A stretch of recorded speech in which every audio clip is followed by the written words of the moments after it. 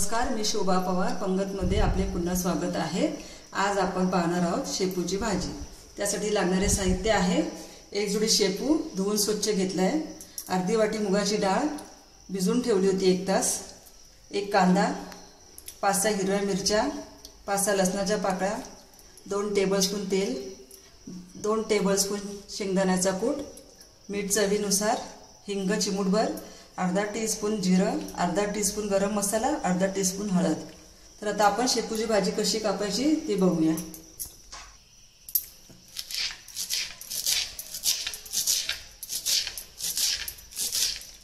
भाजी अशा पद्धतीने कापून घ्या, जास्त बारीकही करू नका।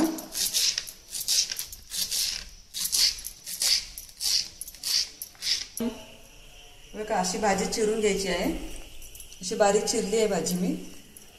आता फोडणी करूया। त्यासाठी मी पॅन गरम केलाय, तेल घालते,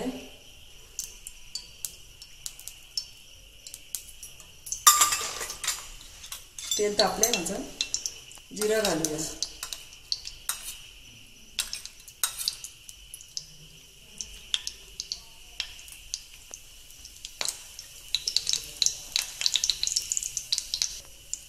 जिरं तडतडल्यावरती हिंग घालूया,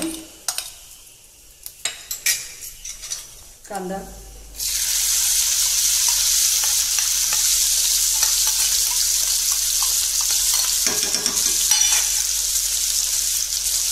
मिरची, लसूण,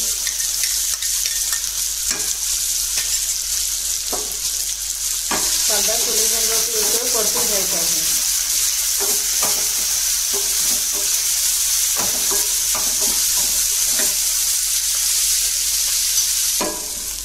कांदा थोडासा परतून घेतलाय, तर डाळ घालते,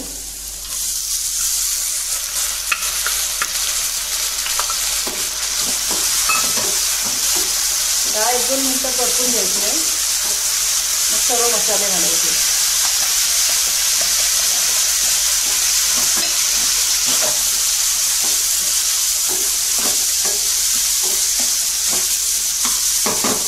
तर झाकण ठेवून ही डाळ वाफेवरती शिजवून घ्यायची।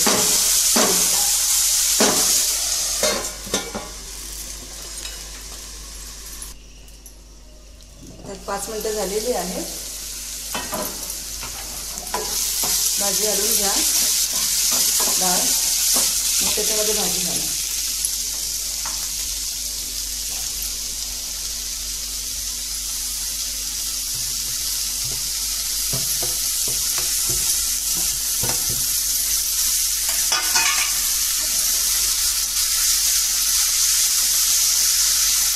पाच मिनिटं ही भाजी झाकण लावून ठेवा शिजायला।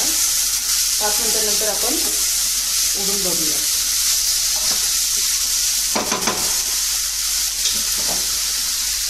थोडं झाकणावरती मी 1/2 ग्लास पाणी ठेवलेलं आहे, ते वाफेने भाजी शिजण्याकरता 1/2 ग्लास पाणी ठेवलं।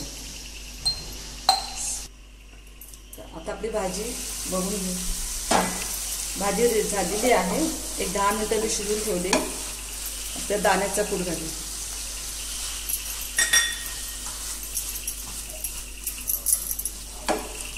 शेपूची भाजी आपली खाण्यासाठी तयार आहे। आता मी भाजी सर्व करते।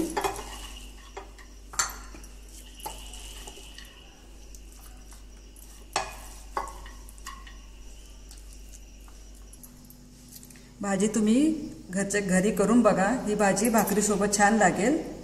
तुम्हाला जर माझी भाजी आवडली असेल तर तुम्ही माझ्या चॅनलला सबस्क्राईब करा व शेजारील बेल आयकॉन क्लिक करा, म्हणजे मी जेव्हाही माझ्या रेसिपी अपलोड करेन त्याचे नोटिफिकेशन तुम्हाला मिळेल।